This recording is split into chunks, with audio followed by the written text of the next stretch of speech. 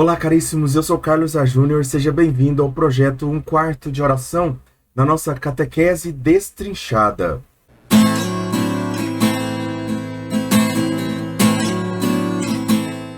Antes de nós começarmos, eu quero te convidar a se inscrever no canal, deixar o seu like, compartilhar esse vídeo, assistir esse vídeo até o final, é muito importante para que o YouTube também entregue este vídeo, curta o vídeo também para que o YouTube entregue esse vídeo para outras pessoas que gostam desse conteúdo, que estão procurando estudar o catecismo. Eu vejo muitas pessoas hoje nas redes sociais buscando estudar o catecismo e não porque ter mais uma fonte de estudo, né, que é aqui no Catequese Destrinchado comigo, tá bom? Então, apresenta esse vídeo para outras pessoas, faça esse movimento de evangelização. Para você parece que não é nada, mas para Deus, para as pessoas é evangelização, porque o próprio YouTube, o próprio algoritmo do YouTube vai entregando para as pessoas que precisam, para as pessoas que estão procurando esse tipo de conteúdo. Então, desde já, agradeço a sua estada aqui, agradeço você ver esse vídeo, estar aqui, curtir, compartilhar esse vídeo. Muito obrigado para você. Hoje nós vamos falar sobre um tema que é extremamente importante, mas que ele requer uma condição. Por isso, quando o catecismo ele não abordou essa condição, pelo menos não abordou ainda esta condição, eu quis abordá-la de uma forma diferente. Então, essa é a primeira vez aqui que no Catequese Destrinchado nós não utilizaremos o catecismo, por enquanto, pelo menos no início da aula, para visualizarmos aquilo que nós precisamos ver, certo? Hoje nós vamos falar sobre a remissão dos pecados, ou o perdão de Deus, perdão que Deus nos dá. Mas nós sabemos, assim como no Pai Nosso, como também em várias outras passagens, que Jesus mesmo explica: aquele que não perdoar, não será perdoado também.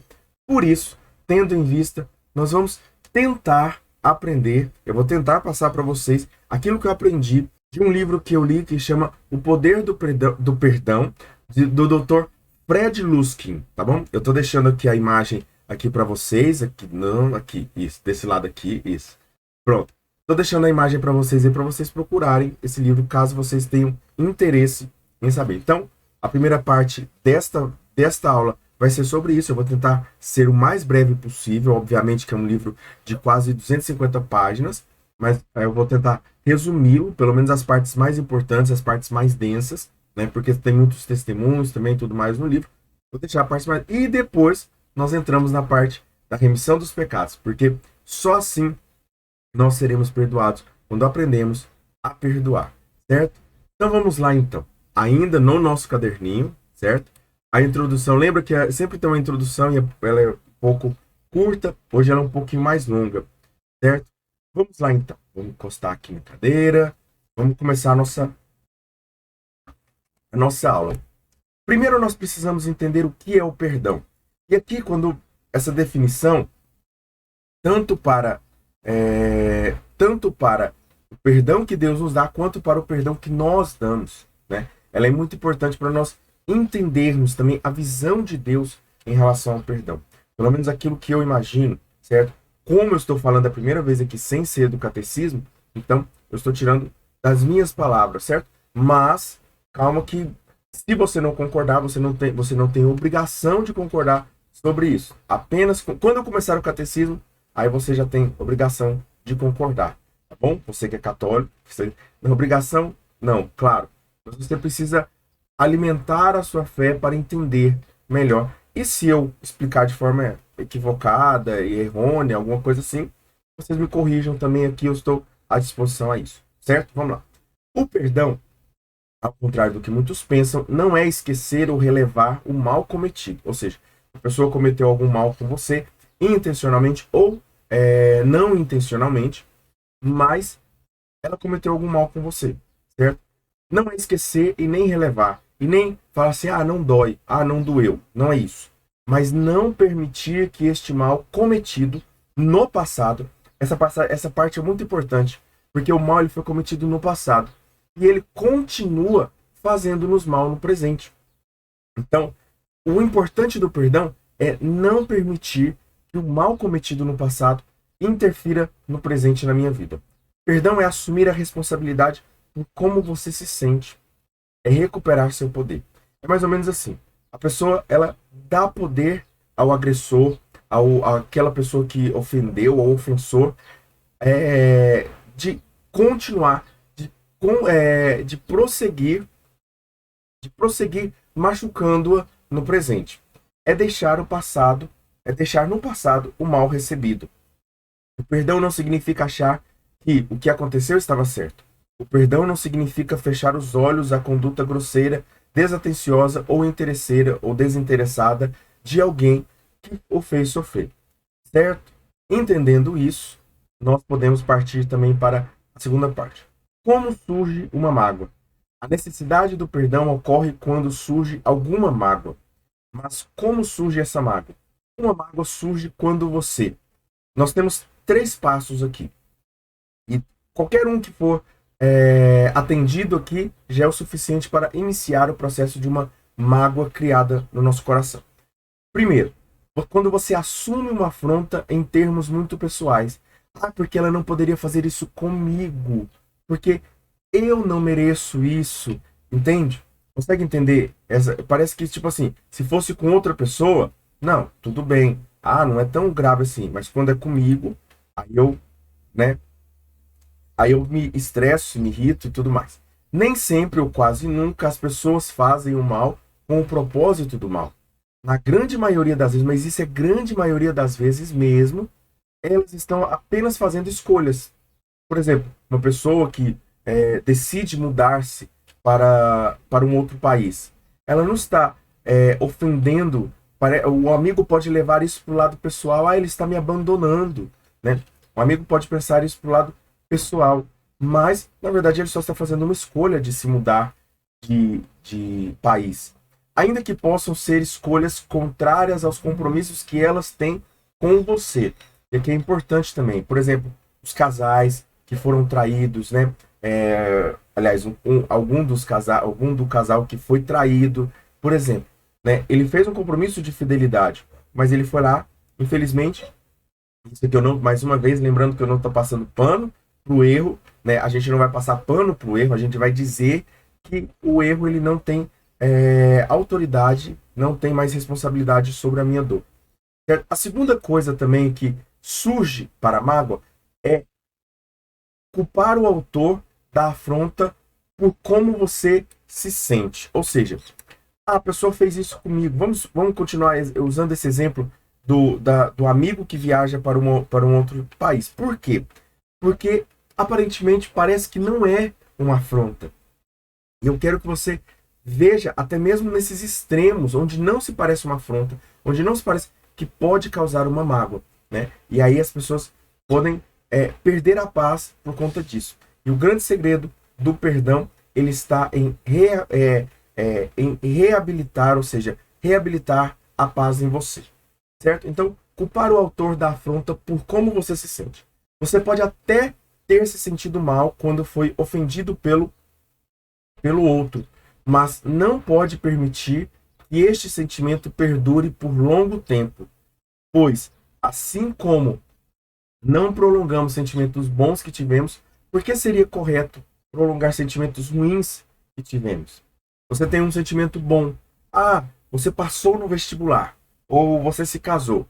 Aquele sentimento de você estar feliz pela sua conquista, ele não perdura por muito tempo. Se no dia seguinte, na semana seguinte, algo ruim aconteceu, você for roubado, você for assaltado, né, você tomar um golpe, você não vai continuar, você não vai sorrir no momento e falar assim, mas eu estou casado, isso, tá, lógico, né? Você entende? Você consegue entender isso, né? No sentido de que a nossa vida ela é oscilante, ela é de altos e baixos, né? E a gente vive um momento, nós como seres emocionais, como somos humanos e somos emocionais, nós tendemos também a seguir essa linha. Até mesmo as emoções, elas nos ajudam a guiar, a apontar onde nós precisamos acertar e onde nós precisamos errar. Terceira coisa que nós fazemos que prejudica, que atrapalha, que aumenta e fomenta a mágoa no nosso coração. Criar uma história. A gente cria uma história sobre a mágoa. Ou seja, a gente começa a repetir aquela história e contar para outras pessoas. Isso acontece quando nós focamos a nossa história no outro. Ele é o culpado por eu estar aqui. Olha aqui, ó. O autor, o sujeito da frase é ele, é o outro, certo? E não focamos na história sobre o perdão. Então nós focamos na história sobre a ofensa, sobre a história da mágoa e não sobre o perdão. E a história sobre o perdão seria mais ou menos isso aqui, ó. Eu diria falar assim, ó. Eu não darei mais espaço para essa mágoa. É isso que é isso que o livro vai dizer para nós, certo? É uma mesma história. Uma mesma história pode ser contada por vários pontos de vista. Quem guarda rancor e mágoa e ainda mantém o poder com o agressor, ou seja, dá o poder para o agressor te fazer sentir como você se sente, conta do ponto de vista de uma vítima. Quem dá o perdão, quem libera o perdão e assume o poder de ser feliz e ter paz, conta do ponto de vista de um herói. Entende? Uma pessoa que está se sentindo ainda ofendida é uma vítima. Uma pessoa que perdoou é um herói, porque ele foi contrário até mesmo daquilo que é na própria natureza dele. Existem também as regras não executáveis. O que são regras não executáveis? Né? O livro ele vai dizer sobre um... Deixa eu ver se eu tinha colocado aqui. Não. Regras não executáveis são aquelas leis que criamos em nossas cabeças que só podem ser seguidas se fôssemos ditadores da vida do outro. Queremos que o outro tome as mesmas decisões que nós tomaríamos. E isso é impossível, ou melhor, não executável, pois cada um tem liberdade de escolher entre o certo e o errado. Infelizmente, muitas pessoas vão escolher o errado durante toda a sua vida, inclusive eu e você. Nós vamos escolher muitas vezes o certo e o errado. O que define aqui é que muitas vezes nós queremos também que o outro escolha o certo conforme aquilo. Ah, eu fiz isso, então o outro também tem o direito de fazer. Ah, eu mando mensagem para o outro toda vez. Então, o outro é obrigado a fazer. Se ele não faz, então eu fico chateado com ele porque ele não está agindo como eu agiria. Tá errado isso. Tá errado isso. Isso não é nem cristão. Porque o amor cristão, ele é um amor que se dá sem esperar em troca. Muitas vezes o outro escolhe o certo do ponto de vista dele. E às vezes ele está fazendo o certo. Nós é que vemos como errado. Tá vendo que somos nós que criamos a mágoa dentro de nós? Muitas vezes, não estou dizendo aqui que muitas vezes as pessoas erram conosco, mas muitas vezes ela só está fazendo uma escolha certa, como o nosso caso da pessoa que está viajando, né? Ela está fazendo uma escolha para tentar melhorar de vida e tudo mais. E não no seu ponto de vista. Ou seja, no ponto de vista dela, ela está certa, mas no seu, ela está errada. E é aí que a mágoa encontra terreno para se instalar. Essas regras não executáveis, determinam os sentimentos que temos. E estas regras são qualquer expectativa que você tem a respeito de como algo deveria ser ou de como alguém deveria pensar ou se comportar. Aqui nós temos um exemplo do que o livro mostra, rapidamente para nós falarmos. Ele fala de um guarda rodoviário que está na estrada e ele tem a função de multar todas as pessoas que passam em alta velocidade. E as pessoas passam em alta velocidade ali, ele lavra a multa ali, né? Faz a multa. Só que aí, quando ele vai executar, ou seja, entregar a multa para a pessoa, ele sai correndo para entregar a multa para a pessoa. Quando ele vai sair, o carro dele estraga. E aí ele não pode entregar a multa. Ou seja, não adiantou nada, ele vai ficar juntando aquelas multas ali de todas as pessoas que passarem. E é isso que nós fazemos. Todas as pessoas que vão nos magoando, a gente vai juntando as multas. Olha, fulano fez isso e isso comigo. Olha, fulano fez isso e isso comigo. Olha, fulano fez isso e isso comigo. E a gente vai deixando ali no porta-luva porque a gente não tem para quem entregar e a gente acaba perdendo a paz, dando espaço para o que não precisa de espaço nas nossas vidas. E aí, como perdoar? Basicamente, é fazer o caminho contrário da criação da mágoa em nossas vidas. Primeiro passo é assumir o sofrimento em termos menos pessoais. Por exemplo, meu amigo está viajando para mudar de país. Eu estou me sentindo profundamente ofendido com isso. Eu assim, não, peraí. Primeiro eu tenho que pensar na alegria do outro. Segundo, eu tenho que pensar que ele não está fazendo isso para me magoar, né? E às vezes a pessoa pode chegar ao extremo disso. Por isso que eu usei esse extremo, porque dá para a gente entender. Entender que muitas vezes as pessoas não têm intenção de nos magoar, de nos machucar. mas nos machucam no processo de suas próprias escolhas, o que são duas coisas completamente diferentes. Devemos notar que nós também já machucamos outras pessoas sem querer, mas que não usamos a mesma régua para condenar o que nos machucou conosco. Ou seja, quando nós machucamos sem querer, é uma régua. Quando nós somos machucados pelo outro sem querer, é outra régua, é outra medida.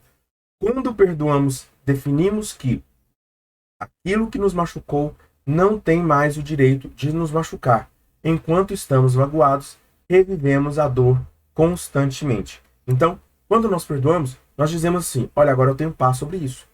Eu tenho paz. Eu assumo a responsabilidade de ter paz sobre isso. Não o outro. Não é responsabilidade do outro.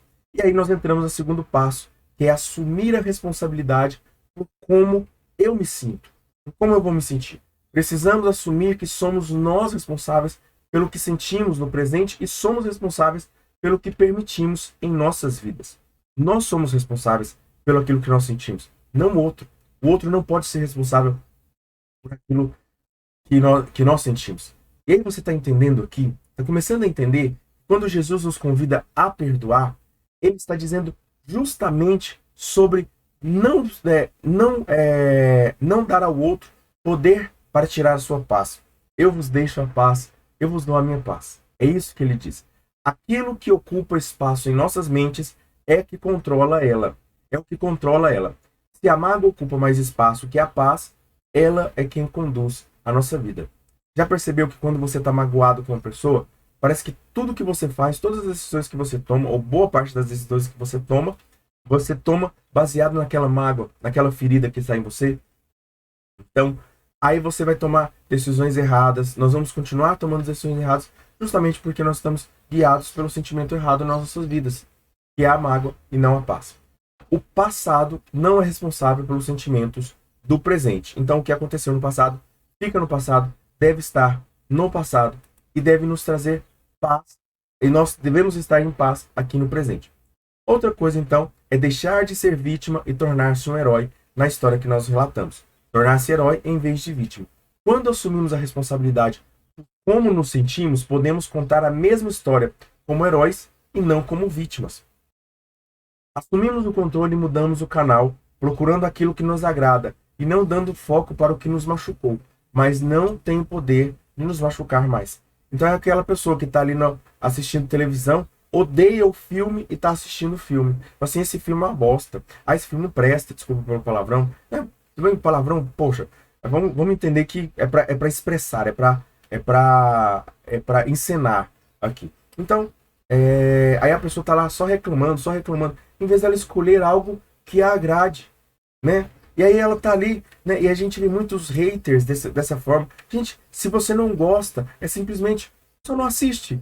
É simples, mas parece que as pessoas, elas insistem em assistir, em se sentir magoadas. Elas querem se sentir magoadas. Ah, fulano canta mal. Ah, Beltrano, não escuta. Paciência para ele. Ah, fulano, entende? É só isso. É só você mudar o canal da sua vida. Você escolhe o que você vai ver e o que você vai consumir. Por que perdoar? Na aula de hoje trataremos sobre o perdão que Deus nos concede, sim, mas ainda não começamos a aula. Olha só, ainda não começamos a aula. Eu acho que isso aqui já foi importante, já valeu o like, certeza. Já valeu a sua curtida aqui, certeza. Mas olha que a gente nem chegou na melhor parte ainda.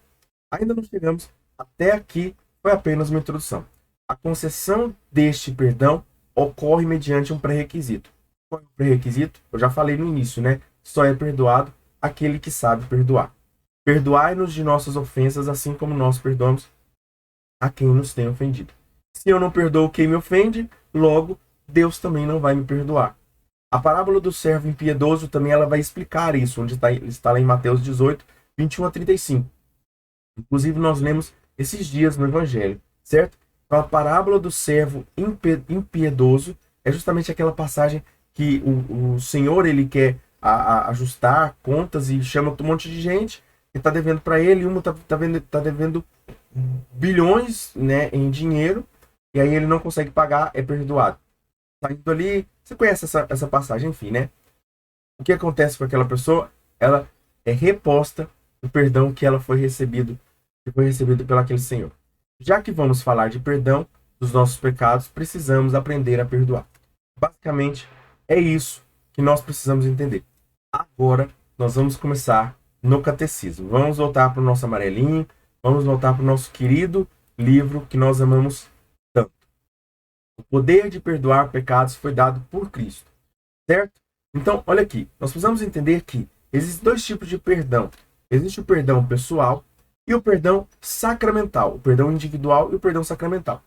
Ao dar o Espírito Santo aos apóstolos, que Cristo deu também, deixa eu apagar isso aqui, Cristo deu também o poder de perdoar os pecados. Isso não só para os apóstolos, eu vou explicar.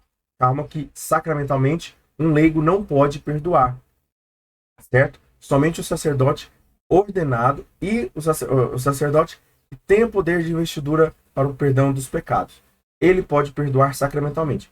Mas nós temos o Espírito Santo e pelo Espírito Santo podemos perdoar, ou seja, podemos recuperar essa paz em nossas vidas. Por isso que Deus, é um dos motivos, lógico, que Deus nos deu o Espírito Santo. Por isso a remissão dos pecados está ligada ao trecho do Espírito Santo, no credo que professamos. Né? Quando nós falamos, o credo, você se lembra, ele é dividido praticamente em três partes. Primeiro nós relatamos o Pai, né? A fé ao Pai, depois a fé no Filho e depois a fé no Espírito Santo. Quando nós falamos do Espírito Santo, nós falamos sobre a remissão dos pecados. Por quê? Porque é o Espírito Santo que nos dá autoridade para perdoarmos. Existem duas formas de nós perdoarmos, como eu disse, de sermos perdoados, sacramentalmente ou individualmente. Quando eu cometo um pecado com outra pessoa, eu vou lá e peço perdão a ela diretamente e ela me perdoa da ofensa que eu fiz a ela. Mas quando eu cometo um pecado contra Deus, aí não é uma pessoa que pode me perdoar, mas é Deus. Sacramentalmente, somente ministros ordenados podem perdoar os pecados em nome de Cristo, e são pecados cometidos contra Deus. Individualmente, o Espírito Santo é quem nos auxilia a perdoar quem nos ofende. Atenção! A segunda parte do catecismo tratará expressamente do perdão dos pecados por meio do batismo, do sacramento da penitência e de outros sacramentos, sobretudo da Eucaristia. Por isso, basta evocar aqui brevemente alguns dados fundamentais. Então, hoje a nossa aula não é muito longa, apesar de ser um conteúdo muito denso, não é uma aula muito longa, certo? Essa parte da atenção aqui, o próprio catecismo está falando, tá bom? Ele está expressando, falando que, olha, a gente vai falar sobre o perdão mais para frente. Mas enquanto nós não falarmos sobre o perdão, vamos entender só um pouquinho aqui o que é o perdão. Primeiro, o primeiro perdão que nós recebemos é no batismo. Jesus ligou o perdão dos pecados à fé e ao batismo. Ele disse lá em Marcos 16, 15 e 16. Diz assim: Ide por todo o mundo e proclamai a boa nova a todas as criaturas. Quem acreditar e for batizado será salvo. Ou seja, o batizado que acreditar será salvo. Salvo, ou seja, será perdoado dos seus pecados. O batismo é o primeiro e principal sacramento do perdão dos pecados. Então, pelo batismo, nós recebemos o primeiro perdão dos nossos pecados, certo? Este sacramento nos une a Cristo, que morreu pelos nossos pecados e ressuscitou para a nossa justificação.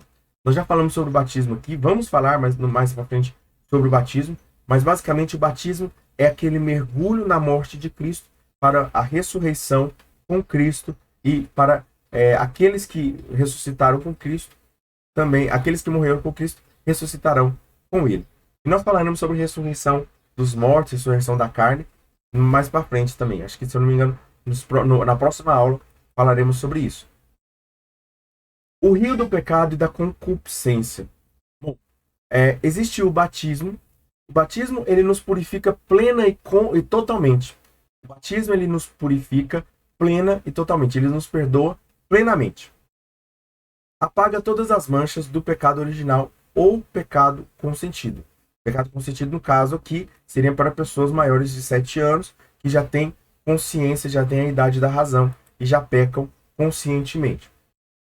Certo?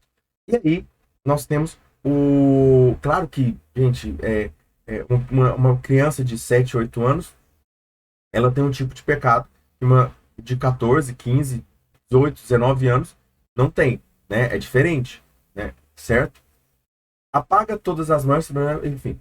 A graça, já tinha falado dessa parte aqui, eu falei enfim por isso. A graça do batismo não isenta ninguém de nenhuma doença. Ou seja, maus físicos, a pessoa foi batizada e ela não foi, e ela tinha uma dor de cabeça e não curou. Não, gente, não é isso, né? O batismo, ele nos cura espiritualmente. Pode nos curar fisicamente? Pode, mas não é regra, tá bom? É uma exceção. Ainda teremos que lutar contra os movimentos da concupiscência que não cessam de nos arrastar para o mal. E aqui o catecismo, ele vai falar essa palavra arrastar, e foi muito importante, porque em uma palavra eu percebi o que é a concupiscência. E aí eu vou explicar para vocês o que é essa concupiscência. Eu tinha postado nos meus stories, foi muito importante postar, muitas pessoas elogiaram, e aqui eu vou explicar um pouco. Imagina que essa concupiscência imagina um rio muito longo e com uma correnteza brutal. Difícil de sair. Quando alguém entra, difícil de sair. Aliás, melhor dizendo, impossível sair. Certo? O rio te puxa para baixo, o rio te joga para os lados, o rio tem várias curvas, você não consegue sair. Adão foi o primeiro a pular neste rio. Quando Adão pula no rio com Eva, ele gera os seus filhos ali, e os seus filhos geram outros filhos dentro desse rio. É como se uma comunidade, umas pessoas vivessem dentro do rio. E o rio, correnteza abaixo, como eu disse, o rio é longo. O rio é infinito, na verdade, né? Vamos mudar de longo para infinito aqui. A Virgem Maria nasceu fora do rio e gerou Jesus fora do rio. Por quê? Por graça de Deus, porque Deus quis. Porque Deus retirou ela fora do rio, certo? Simplesmente porque ele quis. Como ele fez isso? Eu não sei. Como ele fez isso? Assim, nós até podemos entrar nessa parte mais para frente, mas não é o objetivo dessa aula de hoje, certo? Jesus nos retira do rio pelos sacramentos. Obviamente aqui, quando eu falo sacramentos, eu estou dizendo que a partir da sua cruz, a partir do seu sacrifício, da sua morte e ressurreição, ele nos dá os sacramentos pela igreja. Logo, é pela igreja que é o meio ordinário de nós sermos salvos deste rio, de nós sermos retirados desse rio. Voltamos para o rio sempre que pecamos. Certo? Vamos lá. O que é a concupiscência, então? A concupiscência é essa correnteza, é esse ímpeto de pular no rio. Não só uma correnteza fora do rio, não só uma correnteza dentro do rio, mas uma correnteza também fora do rio, que nos impulsiona a pular no rio. Ah, tá calor demais, eu vou pular, né? É aquela tentação de estar no rio, certo? E esse rio é o rio do pecado que nós estamos, certo? Conseguiram entender essa explicação? Gente, honestamente, essa aula tá fantástica. Essa aula tá fantástica, porque realmente dá para você entender o perdão dos pecados e entender exatamente o que é concupiscência, o que nos impulsiona a pecar. E aí nós temos, depois do batismo, nós temos esse combate que continua. A concupiscência é então esta inclinação para o mal. Então, como você aprendeu, essa inclinação para pular no rio. Só Jesus é forte e vigilante o suficiente para evitar todas as feridas do pecado. Jesus foi aquele que não pulou no rio, assim como a Virgem Maria, obviamente, né? Ele não pulou no rio e ele tem força não somente para resistir e não pular no rio, mas ele tem força para nos tirar do rio. O restante de nós não é tão forte o suficiente, com exceção da Virgem Maria, mais uma vez. Por isso, após o batismo, arriscamos-nos a pecar novamente. Então, infelizmente, o catecismo ele vai dizer que nós corremos o risco de pecar novamente. Podemos pecar, uma pessoa pode pegar, não pecar mortalmente durante toda a sua vida depois do batismo? Pode. E é até justo e santo que uma pessoa faça isso. Obviamente, é o correto a ser feito. Mas, infelizmente, nós somos humanos e caímos. Mas existem santos que conseguiram essa proeza, essa façanha e maravilha, graças a Deus. Não é só mérito dela, mas é mérito principalmente exclusivamente de Deus. Principalmente exclusivamente são duas palavras que não podem ser usadas juntas, né? Principalmente de Deus. Como há um só batismo, como seríamos retirados do rio de novo? Ou seja, o batismo é aquele que retira a gente do rio, né? A gente está falando ainda do batismo aqui, ele retira, é a primeira vez que nós retiramos do rio. É o primeiro perdão que eu falei no tópico anterior. Por meio de outros sacramentos, nós seremos perdoados, nós seremos retirados desse rio. A igreja se serve de várias chaves do reino para ligar no céu o que está na terra. Chaves estas que nós chamamos de sacramentos.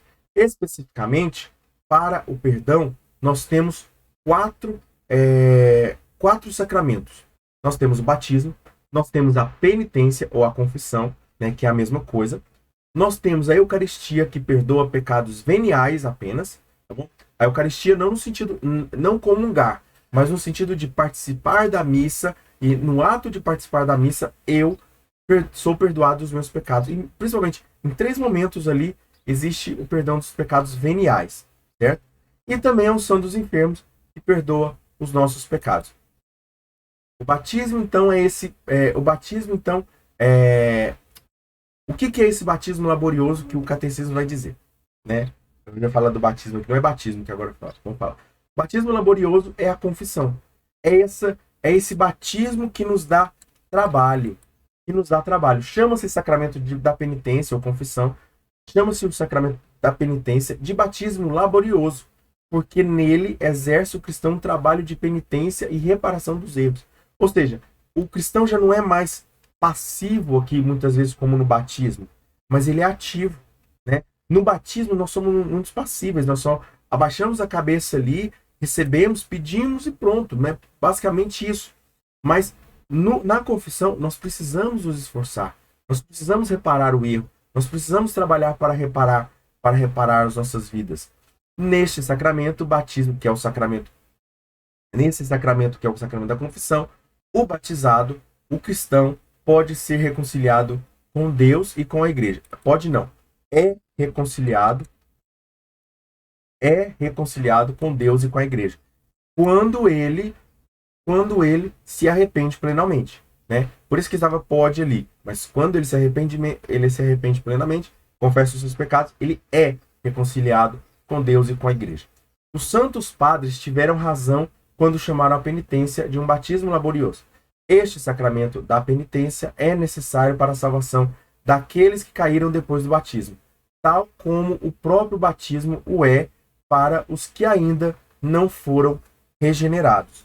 Então, da mesma forma que o batismo é para aqueles que não foram salvos ainda, né, para aqueles que caíram, para aqueles que não receberam a salvação, da mesma forma que aqueles que não foram regenerados ainda, o batismo é importante, a confissão é importante para aqueles que caíram depois do batismo, certo? Já que o batismo ele perdoa os nossos pecados, nós podemos receber um só batismo, só existe um só batismo, melhor dizendo, nós também só seremos perdoados na confissão. A confissão é o meio ordinário para o perdão dos pecados, mas nós falaremos isso depois no sacramento da Eucaristia e também no sacramento da unção dos enfermos também. O que são essas chaves do reino que Pedro recebeu e os apóstolos foram repartindo e passaram por tradição para as pessoas? As chaves do reino que Jesus confia nas mãos de Pedro e somente os que estão ligados a ele, e todos os apóstolos,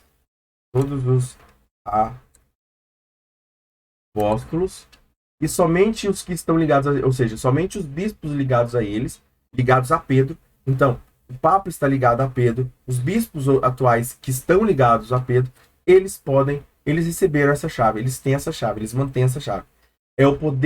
Essa chave é o poder de conectar todos os arrependidos no céu, arrependidos e penitentes no céu, e de desconectar os hereges e descrentes do céu. Ou seja, aquele que é descrente, herege, ele é desconectado pela igreja. A igreja tem o poder de desconectá-lo.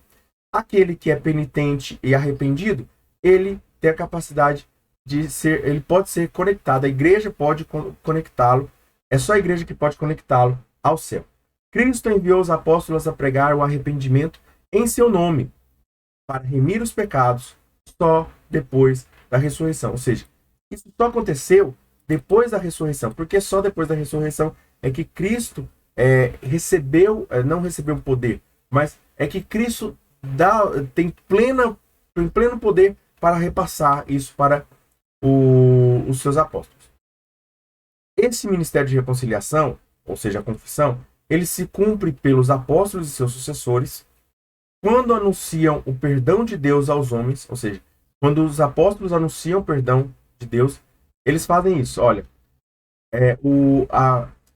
a confissão ela acontece pelos apóstolos e seus sucessores. Quem são os sucessores hoje? Os padres, os bispos, né? E assim por diante. O ministério da reconciliação, do perdão, da confissão, ele acontece quando anunciam o perdão de Deus aos homens. Também quando anunciam que são os méritos de Cristo que nos alcançam essa reconciliação. Também quando nós chamamos, quando chamam-nos a conversão e a fé, ou seja, quando os apóstolos chamam-nos a conversão e a fé. Quando comunica-lhes a remissão dos pecados pelo batismo e quando reconcilia-os com Deus e com a igreja.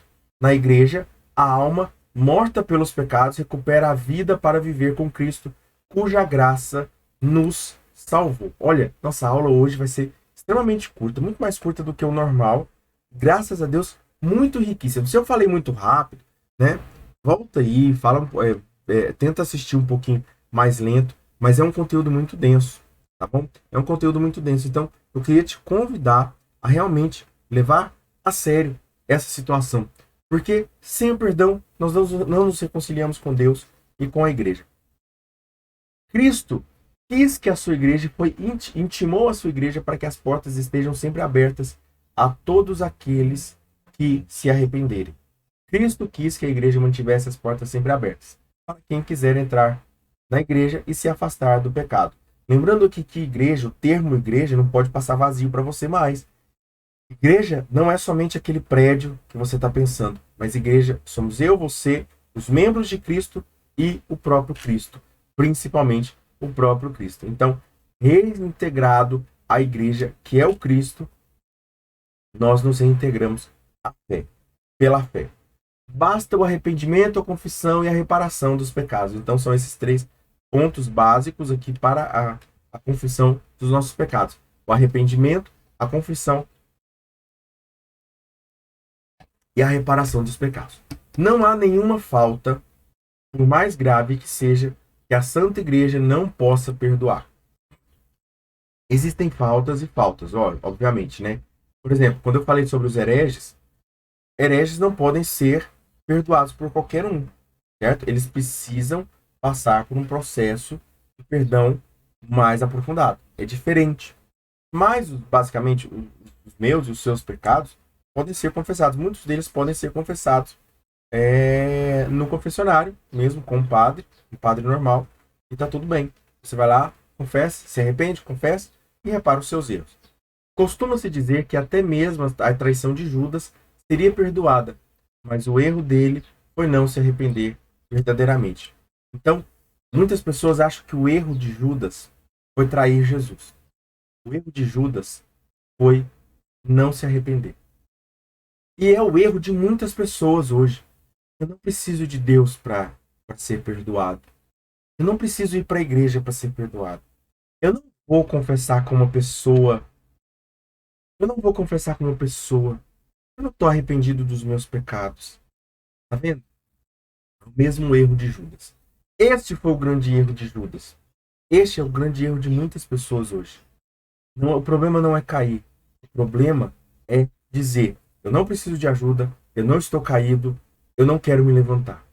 E aí essas pessoas, infelizmente, elas vão seguir o mesmo caminho de Judas. Elas estão seguindo o mesmo caminho de Judas.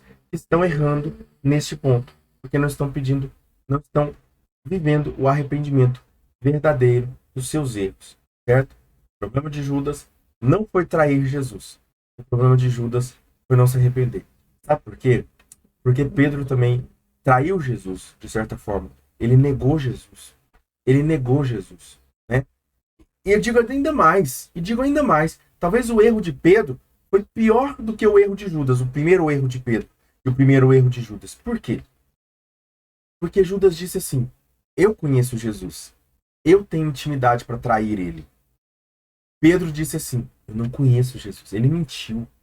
Ele mentiu contra o próprio Deus. Dizendo que não conhecia Deus, sendo que conhecia. Sendo que tinha intimidade, comeu com ele no dia anterior. Entendeu? Então, às vezes, o erro de Pedro foi muito mais grave do que o erro de Judas. Mas Pedro se arrependeu. Por isso, ele é o grande São Pedro das nossas vidas. Por isso que ele é o grande São Pedro, chefe da Igreja Católica. Sem ele, né, ele foi escolhido por Deus, por Jesus, para isso. Vamos falar agora sobre o poder que não foi dado nem aos anjos. Que poder é esse? Mais uma vez, é o poder do perdão. Lembra isso. Não é um poder que foi, é um poder que foi dado aos homens. Quando eu disse lá no início, né, no meio aqui, eu falei que existem dois tipos de perdão. Eu falei do perdão sacramental.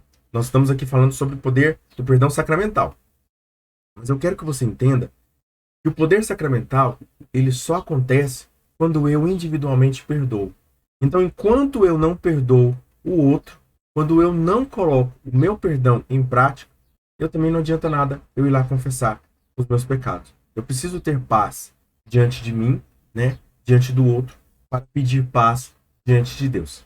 A função da catequese, ou seja, dos bispos, dos padres e dos leigos, lembra aqui que catequese não é para leigos. O ministro ordinário da catequese é o bispo. Logo em seguida, os padres nas homilias. E depois os leigos na catequese. A função da catequese é despertar e alimentar a fé que Cristo nos alcançou o poder. A fé que Cristo nos alcançou o poder dos pecados. Então, Cristo nos deu o poder dos pecados nas nossas vidas. E aqui nós temos 3 frases para nós finalizarmos. Nós temos 3 frases de santos sobre o perdão. Vamos lá. Santo Ambrósio vai dizer assim: o Senhor quer que os seus discípulos tenham um poder imenso. Ele quer que os seus pobres servidores façam em seu nome tudo quanto ele fazia quando vivia na terra. Ou seja, se Jesus perdoava os pecados, os discípulos também podem perdoar. Os sacerdotes receberam um poder que Deus não deu nem aos anjos, nem aos arcanjos. Deus sanciona lá em cima tudo que os sacerdotes fazem cá embaixo. Olha só, tudo que os sacerdotes fazem aqui embaixo, Deus sanciona lá em cima. Obviamente, tudo aquilo que for conduzido, né, que for ordenado, que já for orquestrado antes pela igreja, obviamente, pelo magistério da igreja. Isso diz São João Crisóstomo. E por fim, Santo Agostinho, o grande Santo Agostinho, vai falar o seguinte: se na igreja não houvesse a remissão dos pecados, nada havia a esperar. Não existiria qualquer esperança de uma vida eterna, de uma libertação eterna. Demos graças a Deus que deu à sua igreja um dom tamanho, um tal dom, que é o dom da confissão. Certo? Então, quero te convidar a se arrepender dos seus pecados, a confessar os seus pecados, a ir até um padre, e confessar os seus pecados, e viver essa graça da confissão todos os dias, semanalmente, o que for preciso, mensalmente, mas confesse-se, não tenha vergonha. O grande erro do cristão é não ter vergonha de pecar, e quando peca, tem vergonha de pedir perdão. Então, não seja como Judas, que não se arrependeu. Não seja como Judas, que não se arrependeu. Porque se você não se arrepender, independente do erro que você faz, se você não se arrepender, você também não entrará no reino dos céus. Como disse Santo Agostinho, não haveria esperança se nós não tivéssemos a remissão dos pecados na nossa vida. Não faria sentido. Não faria sentido nada disso. Obviamente, Deus nos dá sentido em tudo que Ele faz. Louvado seja o nosso Senhor Jesus Cristo, para sempre seja louvado. Quero te convidar também a se inscrever mais uma vez no canal, deixar o seu like, compartilhar esse vídeo com outras pessoas. Você que assistiu até o final aqui, comenta assim: arrependimento, certo? Comenta aqui arrependimento para saber que você assistiu até o final aqui, certo? Então é isso. Eu vou dar uma formação sobre servir, ser amigo e ser filho de Deus no Ministério da Acolhida, toda sexta-feira, no dia 10, 17 e 24 de novembro, certo? Eu vou tentar gravar essas pregações. Se caso eu conseguir gravar pelo menos o áudio, eu vou postar aqui, tá bom? Então, quero saber de você, se você quer esses conteúdos também aqui, para nós aprendermos a servir, certo? Obviamente vai ser uma coisa direcionada para eles, mas eu posso colocar aqui no meu canal, tá bom? Então é isso. Louvado seja nosso Senhor Jesus Cristo, sempre seja louvado sua mãe Maria, a nossa mãe, a nossa admirável intercessora, a nossa advogada. Deus abençoe a sua vida. Fiquemos selados na proteção desse Deus que é Pai, Filho e Espírito Santo.